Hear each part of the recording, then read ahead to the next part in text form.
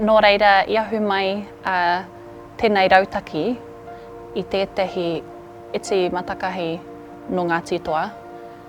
I tō rātou mōhio, kei te tā ngaro haere tēnei reo, kei te tā harahara haere ngā tikanga.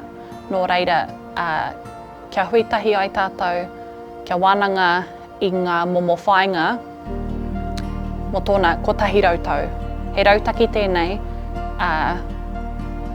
kua whakamahere te moimoia, kia tutuki ai tōna kotahi rautau, ko tōna hua, pea, kia reo Māori ngā whānau katoa o Ngāti Toa.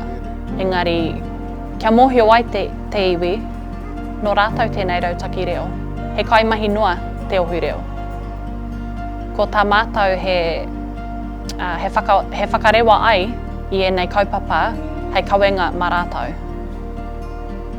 Ko te taumaha pea o ēnei mahi, kei ngā whare, kei ngā marae, kei ngā komiti, kei a rātou te mana whakahaere o tēnei rautaki reo. Ko tā mātou noa he whakau i ngā momo kaupapa hāpai pērā rawa i te ātarangi, i ngā wānanga reo, engari ka noho ko te Māori o te reo, ki ngā ringaringa o tēnei iwi.